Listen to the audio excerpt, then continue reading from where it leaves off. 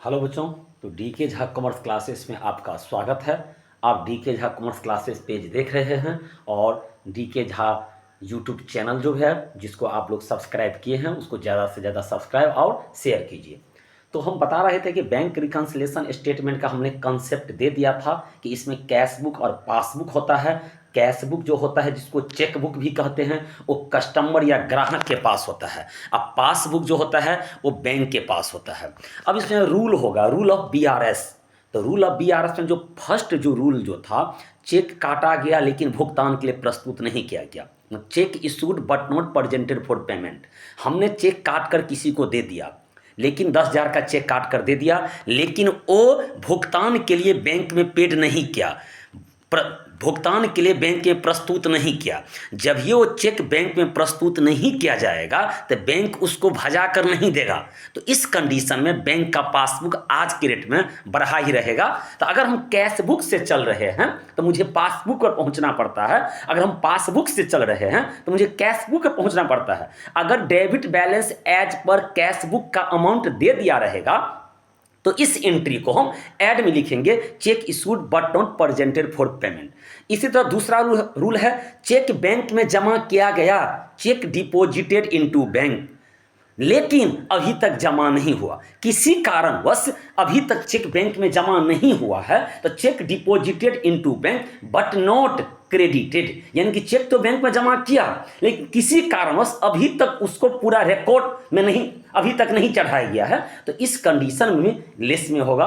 तीसरा होता है कि वही एक चेक बैंक में जमा किया गया लेकिन अभी तक वसूल नहीं हुआ। ठीक उसी प्रकार है, check deposited into bank but not collected. जो था क्रेडिट वहां पर था बट नॉट क्रेडिटेड, यहां पर है बट नॉट कलेक्टेड कि चेक तो बैंक में हम जमा किए लेकिन अभी तक वसूल नहीं हुआ है, तो check deposited into bank but not collected.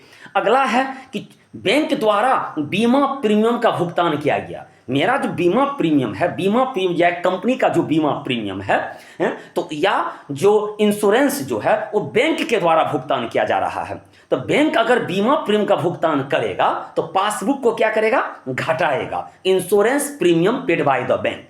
अगर बैंक के द्वारा बीमा प्रीमियम का, इंश्योरेंस प्रीमियम का भुगतान किया जा रहा है तो पासबुक, बैंक का जो पासबुक है, बैंक के पास जो पासबुक है वो क्या होगा, घटेगा। Insurance premium paid by the bank less में। एक ग्राहक ने सीधे बैंक में जमा कर दिया, एक ग्राहक जो था वो सीधे बैंक में जमा कर दिया, यानी कि directly deposited by customer, directly deposited by customer. तो इस एंट्री को भी हम ऐड में लिखेंगे। इस तरह का जो है ढेर सारा जो रूल है, तो इस वीडियो को ज़्यादा से ज़्यादा शेयर कीजिए। अभी 5-6 रूल बताए हैं, धीरे धीरे और भी रूल बताएंगे। 13-14 का रूल है और ये 2 भाग में बनता है। एक होता है debit balance as per cash book से बनेगा तो पासबुक पर पहुंचना पड़ता है।